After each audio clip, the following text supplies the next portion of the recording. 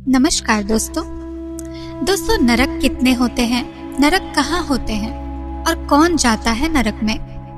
दोस्तों, नरक और स्वर्ग सचमुच होते हैं या फिर ये सिर्फ एक कल्पना है?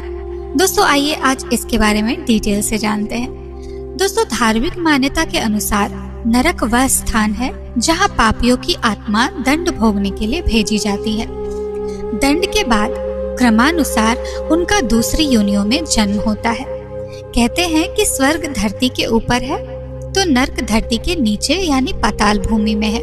दोस्तों, इसे अधोलोक भी कहते हैं। दोस्तों, अधोलोक यानी नीचे का लोक। ऊर्ध्वलोक का अर्थ है ऊपर का लोक अर्थात स्वर्ग। मध्यलोक में हमारा ब्रह्मांड है। दोस्तों, सामान्यतः ऊर्ध्वगति, स्थिर गति और अधोगति होती है, जो कि अगति और गति के अंतर्गत आती है। दोस्तों, कुछ लोग नरक की बातों को कल्पना मानते हैं तो कुछ लोग सत्य। जो सत्य मानते हैं उनके अनुसार मति से ही गति तय होती है, यानी कि आप अधोलोक में गिरेंगे या कि ऊर्ध्वलोक में।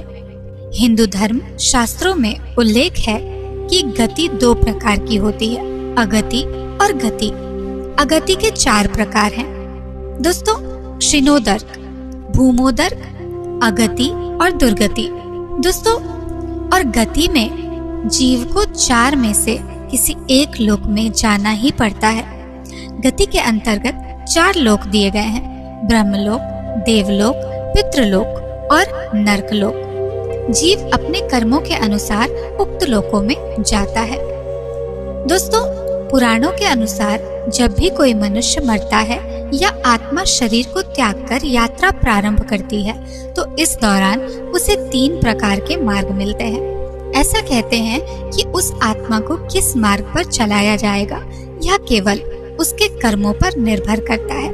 ये 3 मार्ग हैं: अर्ची मार्ग, धूम मार्ग और उत्पत्ति विनाश मार्ग। दोस्तों, अर्ची मार्ग में ब्रह्मलोक और देवलोक की यात्रा के लिए होता है, वहीं धूम्र मार्ग पितृलोक की यात्रा पर ले जाता है और उत्पत्ति विनाश मार्ग नरक की यात्रा के लिए है। अब सवाल ये उठता है कि कौन जाता है उत्पत्ति विनाश मार्ग नरक की यात्रा के लिए? दोस्तों, आइए इसके बारे में डिटेल से जानते हैं। दोस्तों, ज्ञानी से ज्ञानी, आस्तिक से आस्तिक, नास्तिक से नास्तिक और बुद्धिमान से बुद्धिमान व्यक्ति को भी नरक का सामना करना पड़ सकता है, क्योंकि ज्ञान, विचार आदि से तय नहीं होता है कि आप अच्छे हैं या बुरे। आपकी अच्छाई आपके नैतिक बल में छिपी होती है। दोस्तों, आपकी अच्छाई यम और नियम का पालन करने में निहित होती है। अच्छे लोगों में ही होश का स्तर बढ़ता है और वे देवताओं की नजर में श्रेष्ठ बन जाते हैं। लाखों लोगों के सामने अच्छे होने से भी अच्छा है स्वयं के सामने अच्छा बनना। मूलतः जैसी गति वैसी मति। अच्छा कार्य करने और अच्छा भाव एवं विचार करने से अच्छी गति मिलती है। निरंतर बुरी भावनाओं में रहने वाला व्यक्ति कैसे स्वर्ग जा सकता है? दोस्तों, धर्म, देवता और पितरों का अपमान करने वाले, तामसिक भोजन करने वाले, पापी, मूर्छित, क्रोधी, कामी और अधोगामी गति के व्यक्ति नरक में जाते हैं। दोस्तों, पापी आत्मा जीते जी तो नरक झेलती ही है, मरने के बाद भी उसके पाप अनुसार उसे अलग अलग नरक में कुछ काल तक रहना पड़ता है। निरंतर क्रोध में रहना, कलह करना, सदा दूसरों को धोखा देने की सोचते रहना, शराब पीना, मांस भक्षण करना, दूसरों की स्वतंत्रता का हनन करना और पाप करने के बारे में सोचते रहने से व्यक्ति का चित्त खराब होकर नीचे के लोक में गति करने लगता है और मरने के बाद वह स्वतः ही नरक में गिर जाता है। वहाँ उसका सामना यम से होता है। दोस्तों, गरुड़ पुराण का नाम किसने नहीं सुना होगा? पुराणों में नरक, नरकासुर और नरक चतुर्दशी, नरक पूर्णिमा का वर्णन मिलता है। नरक कथा अथवा नरक नदी वैतरणी को कहते हैं। दोस्तों, नरक चतुर्दशी के दिन तेल से मालिश कर स्नान करना चाहिए। इस तिथि को यम का तर्पण किया जाता है, जो पिता के रहते हुए भी किया जा सकता है। पाताल के नीचे बहुत अधिक जल है और उसके नीचे नरकों की स्थिति बताई गई है, जिनमें पापी जीव गिराए जाते हैं। यूं तो नरकों की संख्या 55 करोड़ है, किंतु उनमें रौरव से लेकर स्वभोजन तक 21 प्रधान है।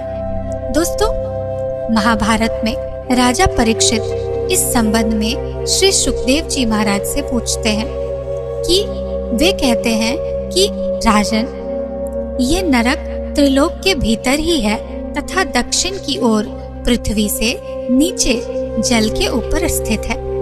उस लोक में सूर्य के पुत्र पितृराज भगवान यम हैं। वे अपने सेवकों के सहित रहते हैं। दोस्तों, तथा भगवान की आज्ञा का उल्लंघन न करते हुए अपने दूतों द्वारा वहां लाए हुए मृत प्राणियों को उनके दुष्कर्मों के अनुसार पाप का फल दंड देते हैं। दोस्तों, श्रीमद् भागवत और मनुस्मृति के अनुसार नरकों के नाम इस प्रकार हैं: तिमिस्त्र, अंध स्थित्स्र, रौवर, महारौवर, कुंभीपाक, कालसूत्र, आसीपमन। दोस्तों, अंधकूप, विभोजन, संदेश। इस प्रकार के कुल मिलाकर 28 तरह के नरक माने गए हैं, जो सभी धरती पर ही बताए गए हैं। हालांकि कुछ पुराणों में इनकी संख्या 36 तक है। इसके अलावा वायु पुराण और विष्णु पुराण में भी कई नरक कुंडों के नाम लिखे हैं: वासाकुंड, तप्त कुंड, सर्पकुंड और चक्रकुंड आदि। इन नरक कुंडों की संख्या 86 है। इनमें से 7 नरक पृथ्वी के नीचे हैं और बाकी लोक के परे माने गए हैं। उनके नाम हैं रौरव, कालसूत्र, अप्रतिष्ठ, अवीची, लोकपृष्ठ और अविधेय। हालांकि नरकों की संख्या 55 करोड़ है, किंतु उनमें रौरव से लेकर स्वभोजन तक 21 प्रधान माने गए हैं। उनके नाम इस प्रकार हैं: रौरव, शुकर, रौग, ताल, विशसन, महाज्वाल, तप्त कुंभ, लवण, विमोहक, वैतरणी, कृमि भोजन, भयंकर, लाल भक्ष, पापमय, पूयमय, अधशिरा, संघर्ष, काल सूत्र, तमोमय, अविची। इस प्रकार के अनेक हैं। दोस्तों, क्या सचमुच में नरक या स्वर्ग होते हैं या सिर्फ ये हमारी कल्पना है? दोस्तों, कुछ लोग कहते हैं कि स्वर्ग या नरक हमारे भीतर ही है। कोई भी ऐसा नहीं जो मनुष्य के किए की सजा या पुरस्कार देता हो। मनुष्य अपने कर्मों से ही स्वर्ग या नरक की स्थिति को भोगता है। यदि वह बुरे कर्म करेगा तो बुरी जगह और बुरी परिस्थिति में होगा, और अच्छे कर्म करेगा तो अच्छी जगह और अच्छी परिस्थिति में होगा। कुछ हद तक यह बात सही मानी जा सकती है, लेकिन इसके सही होने के पीछे के विज्ञान या मनोविज्ञान को समझना होगा। दोस्तों, पुराणों के अनुसार कैलाश के ऊपर स्वर्ग और नीचे नरक व पाताल लोक है। संस्कृत शब्द स्वर्ग को मेरु पर्वत के ऊपर के लोकों हेतु प्रयुक्त किया गया है। दोस्तों, जिस तरह धरती पर पाताल और नरक लोक की स्थिति बताई गई है, उसी तरह धरती पर स्वर्ग की स्थिति भी बताई गई है। आज के कश्मीर और हिमालय के क्षेत्र को उस काल में स्वर्गलोक कहा जाता था, जहाँ के आकाश में बादल छाए रहते थे और जहाँ से पानी सारे भारत में फैलता था। हिमालय में ही देवात्म नामक एक हिमालय है, जहाँ अच्छी आत्माएं शरीर छोड़ने के बाद रहती है। दोस्तों, पुराणों के अनुसार 84 लाख योनियों में भटकने के बाद मनुष्य जन्म पाती है, अर्थात नीचे से ऊपर उठने की इस प्रक्रिया को ही ऊर्ध्वगति कहते हैं। यदि मनुष्य अपने पाप कर्मों के द्वारा फिर से नीचे गिरने लगता है तो उसे अधोगति कहते हैं। अधोगति में गिरना ही नरक में गिरना होता है। जिस तरह हम हमारे शरीर जब रात्रि में अचेत होकर सो जाते हैं, तब हम हर तरह के स्वप्न देखते हैं। यदि हम लगातार बुरे स्वप्न देख रहे हैं तो यह नरक की ही स्थिति है। यह मरने के बाद अधोगति में गिरने का संकेत ही है। वर्तमान में 84 लाख योनियों से भी कहीं अधिक योनियां हो गई होंगी। हालांकि पुरानी गणना के अनुसार निम्नलिखित 84 लाख योनियां थी। इससे आप संख्या में न लेकर प्रकार में ले सकते हैं। दोस्तों, पेड़ पौधे 30 लाख, कीड़े मकोड़े 27 लाख, पशु पक्षी दोस्तों 14 लाख, पानी के जीव जंतु 9 लाख, देवता मनुष्य पशु 4 लाख। दोस्तों, आइए जानते हैं कि अब कौन सा नरक में कैसा इंसान जाता है। दोस्तों, बहुत से ऐसे लोग हैं जिन्होंने मनमाने यज्ञ कर्म, त्योहार, उपवास और पूजा पाठ का आविष्कार कर लिया है तथा मनगढ़ंत तांत्रिक कर्म भी करते हैं। ऐसे दूषित भावना से तथा शास्त्र विधि के विपरीत यज्ञ आदि कर्म करने वाले पुरुष क्रमश नरक में गिराए जाते हैं। इस प्रकार शास्त्र के निषिद्ध कर्मों के आचरण रूप पापों से पापी सहस्त्रों अत्यंत घोर नरकों में अवश्य गिरते हैं। बहुत से मनुष्य भोजन करते वक्त किसी का स्मरण नहीं करते और भोजन के नियमों को नहीं मानते। इसका उनके जीवन पर प्रभाव पड़ता है। पुराणों में कहा गया है कि जो देवताओं तथा पितरों का भाग उन्हें अर्पण किए बिना ही अथवा उन्हें अर्पण करने से पहले ही भोजन कर लेता है, वह लालभक्ष नामक नरक में यमदूतों द्वारा गिराया जाता है। पुराणों के अनुसार झूठी गवाही देने वाला मनुष्य रौरव नरक में गिरता है। गांवों को, सन्यासियों को कहीं बंद करके रोक रखने वाला पापी रोध नरक में जाता है। मदिरा पीने वाला शुकर नरक में और नर हत्या करने वाला ताल नरक में गिर जाता है। गुरु पत्नी के साथ व्यभिचार करने वाला पुरुष तप्त कुंभ नामक नरक में तड़पाया जाता है। जो अपने भक्त की हत्या करता है उसे तप्तलोह नरक में तपाया जाता है।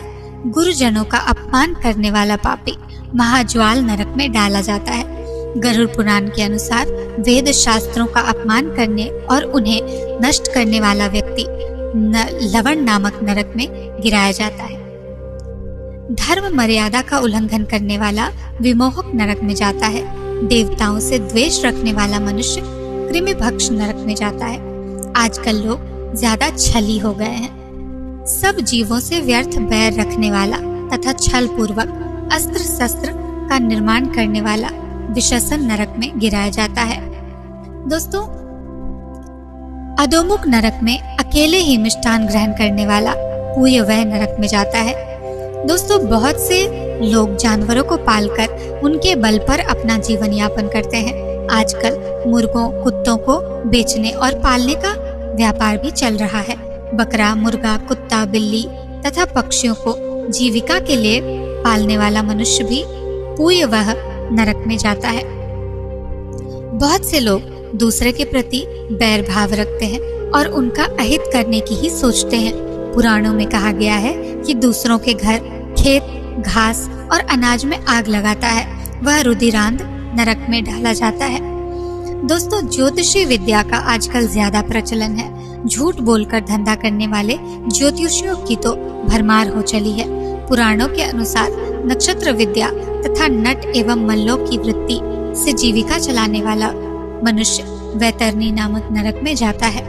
धन, ताकत और जवानी में अंधे और उन्मुक्त होकर दूसरों के धन का अपहरण करने वाले पापी को कृष्ण अंधकार नामक नरक में गिराया जाता है।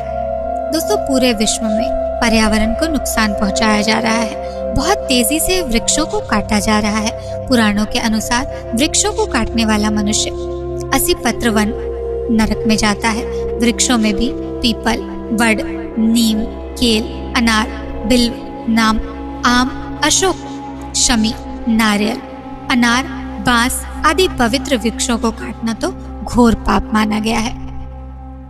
इसके अलावा जो कपट वृत्ति से जीविका चलाते हैं वे सब लोग बहिज्वाल नामक नरक में गिराए जाते हैं। पराई स्त्री और पराये अन्न का सेवन करने वाला पुरुष संदर्श नरक में डाला जाता है।